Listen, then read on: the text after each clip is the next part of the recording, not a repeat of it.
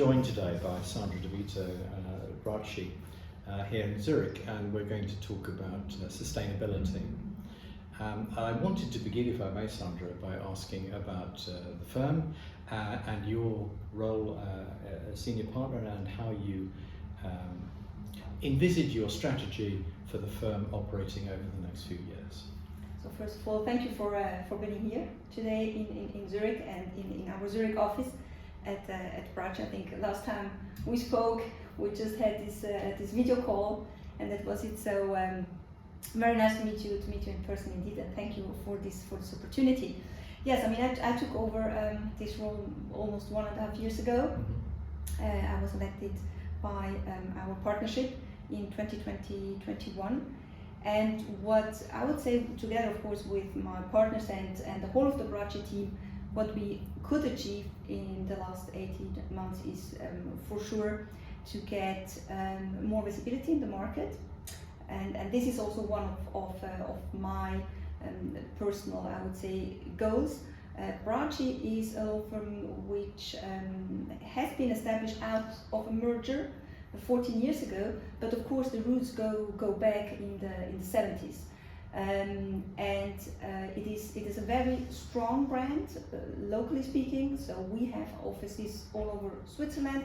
For the moment, we miss the Italian-speaking part, but that's just for the moment. That's to come. So we have a very strong presence in all different parts of Switzerland. And in particular out of our Geneva-Lausanne office, Zurich office, Zug office, but also we reach out internationally with our colleagues worldwide. What we do is commercial law, but it's also tax, it's regulatory, and a very strong also, let's say, arm into public national law. I personally, what I really tried also in the last couple of months, and I will continue to do also with, of course, the support of my board, of which I'm very happy to have it, is to really start a discussion, and I know we will touch upon later probably, but start a discussion on sustainability. Of course, we all know that term, it's all over at the moment, but I'm not talking just about the environmental sustainability of certain acts, but also of social sustainability, which in my opinion also then leads to economic growth and economic sustainability. And how I want to achieve this is clearly to convey the message to our company, to our law firm, to our employees, but also of course to our clients, that ultimately we care. And we do not care just about the environment, but we care about people. Being a lawyer is a people's business. And I would say that probably up until a couple of years ago, when we were talking about people's business, we were talking about like networking, because you have to go out, you have to meet people, and so it was just thinking about the economic aspect of a people's business. But I also attach to that the fact that it's also people's business for ourselves, for our company, for the values we want to live together with our employees and with our partners. Obviously, ESG is, in overall terms, an imperative for companies to legally comply with, but also for their shareholders and for their values that they wish to aspire and promote and put forward to their customers and their clients. Nevertheless, there has been, obviously with the Ukraine situation, difficulties across Europe, and indeed no doubt in Switzerland too, in relation to the economic effect, energy, and then knocking on from that, inflation and higher interest rates and all the things that have come in the wave of that awful situation since the invasion took place earlier this year. How, just before we come on to ESG, how is that economic backdrop affecting clients' priorities with reference to ESG? Well, probably, time will tell us what the impact really is. what we of course notice, and in particular now in the last couple of months, and with regard also, let's say, to the situation we face because of the war in Ukraine and the shortage they are saying with regards to power, is that the companies and we as Bieri too are of course reconsidering measures we know now for decades, how to save on electricity. So the interesting thing about this whole debate is, yes, of course we are now faced with it, and the news are of course you can read it in the news every time, and the government has to of course discuss it and to implement some measures, highly debated in Bern. But nevertheless, on a level of the companies and also of Bieri, what we actually do is that we just go back to talking about values here again, to the values we always had in Switzerland, is that we take care of the environment. We are reassessing where there are possibilities and options to save on electricity. The surprising, maybe it's a sad thing, but it's also a surprising thing, is that we forgot a little bit about that. Also, probably our society forgot a little bit, and we are now made aware again that we really should care, and we do. ESG has been part of the Swiss psyche and psychology and the way in which individuals think and the way in which companies operate for longer than in most countries. Possibly Germany also coincides with that, but since the 70s and the early 80s there's been a strong green movement in both countries and a strong consideration for the environment in which people operate. In terms of how your clients and how companies respond to the ESG challenge, which is now significant and now uniform, as it were, and is applied in law through regulation, how do you think Switzerland generally and the Swiss companies are responding to the challenges that ESG requires? There as well, I think that a lot of companies and Swiss companies, they continue, they might have enhanced the measures, of course, they implemented, as you were saying, decades ago, because this is not a new topic for Switzerland. I still remember when I was a kid, it was already a topic. We labeled it differently, or there was no label for it. But we grew up with, of course, the clear view that you have to take care about the environment. Like it wasn't labeled green, but it was clear. And this was also what Swiss companies did and continue to do. Now, with, I would say, the international pressure which came, they are maybe even more aware of it, and that they have to do something, and they start, let's say, to label it, or they have special resources they have dedicated to that. They have whole teams, like the bigger companies, they have teams now really dedicated to this kind of topics, but they continue on what they have done for really decades. And this is also driven, of course, by the fact that a lot of Swiss companies are really innovation friendly. We have to be innovation friendly in Switzerland. It has a long tradition. Switzerland has Swiss companies have a long tradition for innovation, and it clearly touches on that particular aspect as well. And it is an important aspect, because innovation also, of course, helps them to achieve also certain goals which the companies nowadays they really want to achieve, and they also tell the market what kind of goals they want to achieve. Are companies competitive with each other in terms of their ESG and in particular their sustainability targets and achievements, so they can look sideways? I'm sure they do look sideways to see what their competitors are doing, to be able to say and to target and to strategize to make sure they stay one step ahead. Is that part of corporate thinking? I think it should, honestly, because you always have, to know, of course, what your competitors do. You have to look right back. You might also have to look, on the new companies popping up, and see what they do. I'm not just talking about the startups, but also like maybe smaller companies, also suppliers, And so yes, absolutely. It has also kind of a competition also on this particular topic, and that's good, because then you always try to do the better, and that was what I was referring before.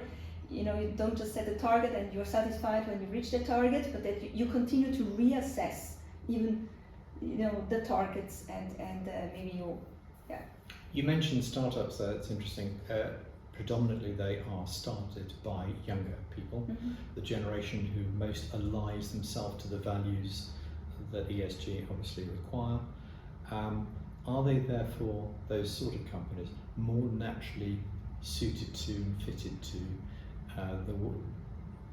putting sustainability into practice in the best possible way, compared to some of the larger, more mature companies which may be run and managed by another generation? I think that both have their advantages. It's clear progress, like as you were saying, a startup, if they're really run by younger people, it's already in their mindset. Whereas the bigger companies, they have more power. Once a bigger company decides that they really want to put their effort into that, they really can make a big change. But a lot of startups, of smaller companies, they also can make a change. So I do not see them like I said competition before, but they do not kind of compete who is the better one, but they both, if you want to group them, yes, they both have, of course, their advantages, and they go for it. The younger generation, of course, and I know that because I have teenagers at home, so we are constantly talking about these kind of topics as well, and I learn a lot from my daughters, and in particular, like talking on the social sustainability.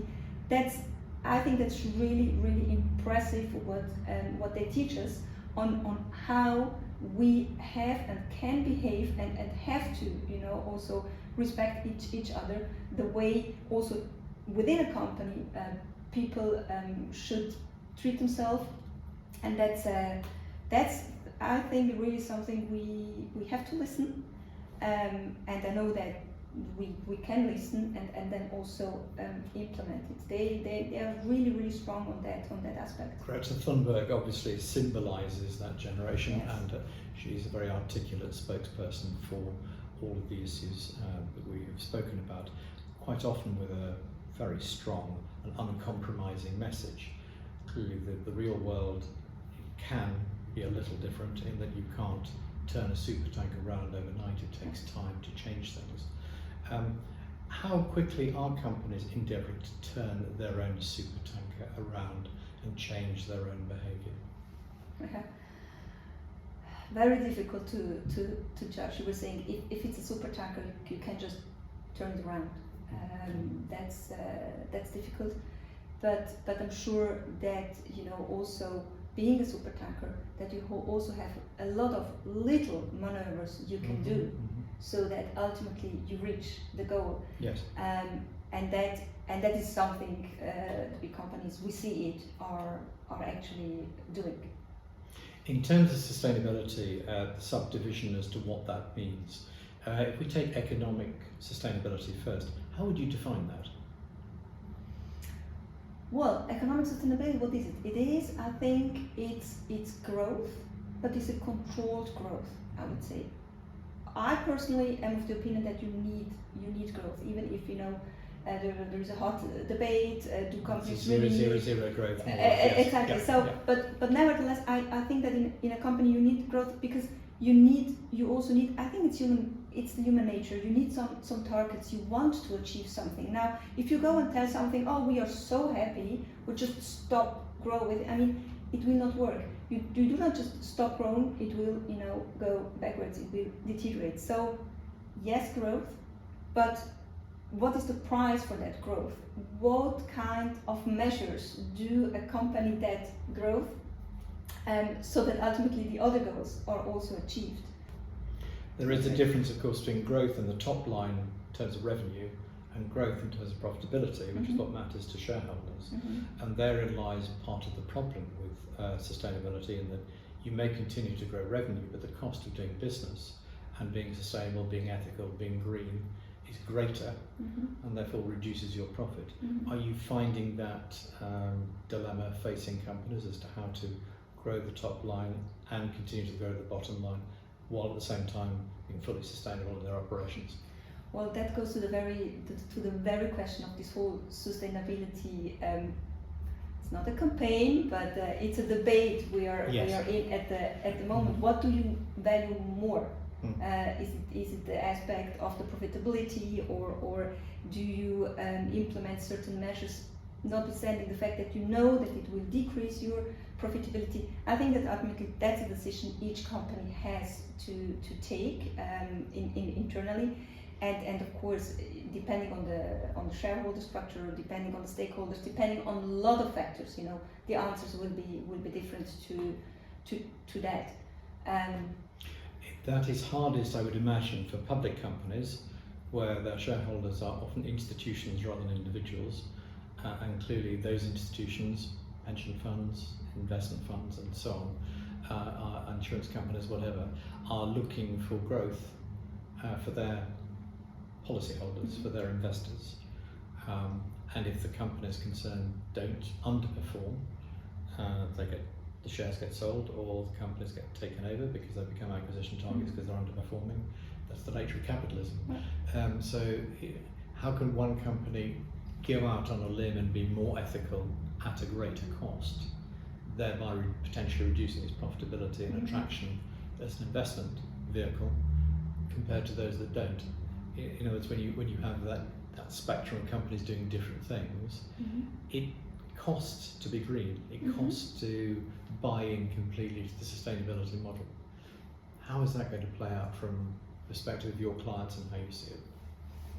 Maybe I answer by posing you a question on this, because you were saying green costs, and that implies a certain value.